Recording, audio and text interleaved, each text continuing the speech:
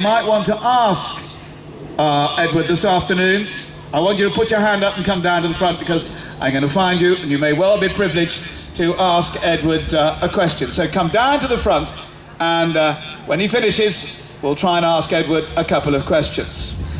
Well, Edward this afternoon is riding Interfloor Next One. It's a 15-year-old that has been with Edward for a couple of years and now working and competing at Grand Prix level. It's by a very successful stallion called Jazz. This is one of the early progeny of Jazz, which is proving to be one of the exciting stallions producing world-class dressage horses. We are extremely honoured and very privileged, ladies and gentlemen, so I wanted to give him a very big welcome as he starts his masterclass from the Netherlands, Edward Gal.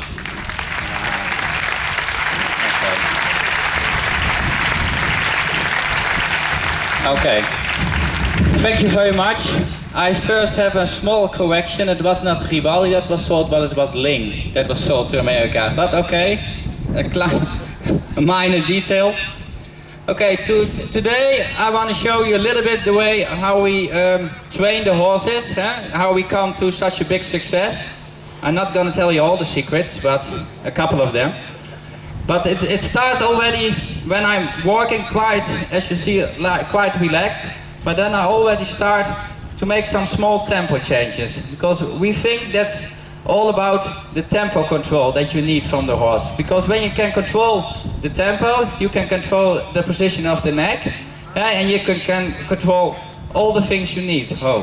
So every time when I feel he's running away a little bit, he goes faster than I want, then I bring him back. And just let him wait for me to give him another aid to go forward or to go back even more. And when you do that a lot, then you can feel that the horse are going to get more concentrated to me. So every time when I feel, oh, I'm losing the tempo control, I bring him back. And when I feel he hangs back, then I touch him with my leg a little bit and then he needs to go forward. And that's the main thing that we do. We start already with the 3 and 4 years old, we start doing these things. Just also on the rein, just to see if we get some control over the tempo. And then when it feels good in the walk, so normally we walk like 10 minutes before we start, but I already did, of course, some warming up. Ooh. And every time, oh, and even I can let him stand still. Because that's important, that he also, when he gets a little bit excited, that I just learn to get them stand still and just don't move. And he is allowed to watch, but not to move. Okay. Yeah. And these are things, because when you do piaffe passage and all these things, then the horse gets a little bit excited. So also, is what you need is relaxation, whenever you want. So every time when I feel he gets a little bit tense, then I take him back and just hold him, let him stand and go forward again. Okay. And it looks a little bit boring, but it's very important for the horse that they know there's nothing wrong and that they have to keep their attention to me and not towards everything they see. Okay, good set. Okay, when I have that done in the walk, then I do the same in a trot. I start already with a very, very small trot. And that's, I bring also the neck a little bit lower. That I really lower the neck and let him stretch the neck a little bit out. And still feel that I can take the tempo back or forward whenever I want. Good set. See, and every time when I take him back and I relax a little bit, he wants to run away already. So I let him wait a little bit longer. Good so. And then I touch him with my leg and then he goes forward. Oh, there was a little bit of a lot. And that's what I want. I want a big reaction on a small aid. And every time you can see it when he starts running, I bring him back and he waits for me. Good so. Okay, now I want to have to drop the neck a little bit lower and I push my hands a little bit deeper and then he's dropping the neck a little bit more. And that's also important because sometimes in the test the horses start looking, especially in the walk. And when I bring the hands lower a little bit and he knows then what to do then it's also easy to get the neck down in a test. Now it's just a thing from the horse to recognize that what you want and bring him deeper again, put my hands a little bit lower Good stuff, braaf. Ooh. And every time when I feel I'm losing the control, whatever I do, I just bring him back a little bit more and then let him go a little bit more forward. Good so. Ooh. And still feel that I can, when I touch the rein a little bit, that he comes back. Ooh. Good so, braaf. Okay, now I've done that in the trot. Now I make a transition to walk before I go into canter, because I know with him when I go into canter out of the trot, he runs a little bit too much, so I make the first transition out of the walk to canter. First I'll let him drop the neck a little bit more. Oh, he knows it already. I bend him a little bit and, okay, braaf. And it's the same work in the canter. Every time a little bit back, relax my hand, go forward again, and bring him back again. And just that I keep like 100% control over the tempo. And bring him back, and bring him back a little bit more. Ah, good so. And forward again. And a little bit more forward. And back again. Because sometimes you feel a horse goes forward, but you still feel he holds himself a little bit back. Then I go a little bit more forward.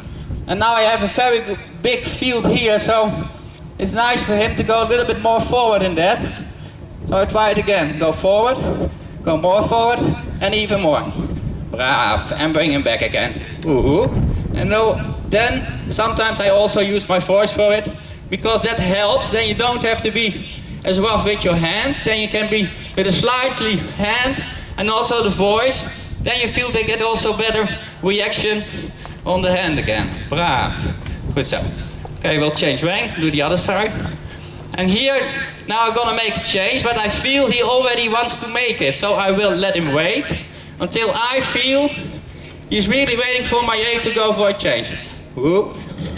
Braaf. Good so.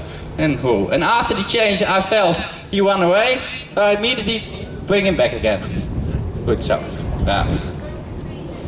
And the same on this side, a little bit forward, and forward, and forward.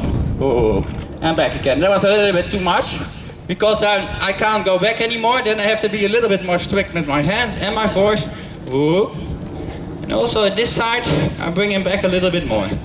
And it doesn't matter when you lose a little bit the canter, as long as I feel I have the tempo under control, then for me it's good.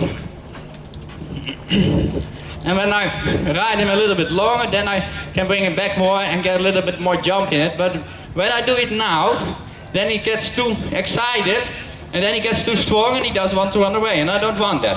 I just want to have the control over the horse. Ooh. Ah, good so. Okay, when I feel that's already a little bit better, then I start to bend the horses a little bit more.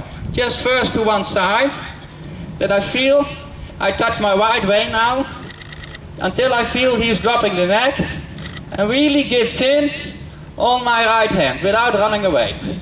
And then I can lose my hand, and make him straight. And when I lose my hand, and he is still with the right bending, then it's good. Oh, this is the sea air, I think. He's not used to that. Ooh. See, I bend him now to the right, I can lose my right side without him getting straight again, and then I know for sure that he's not hanging in my right hand. And then I change rein again, and every time you see me making those tempo changing, because he's still, every time when I'm not paying attention, he's running away, and he wants to take over it, and I don't want that. Ooh. Ah, good so. Okay, and I do the same to the left. And that's also important, that you can do both things as equal enough on both sides. So I start bending it. Take him back a little bit also. Relax my inside hand. Good, and make him straight again. Every time when I feel it's good, I relax my hand, that I have no pressure at all, that he's light in my hand. Otherwise they start hanging in your hand, and I don't want that. Because I don't like horses that get very strong and hanging in my hand.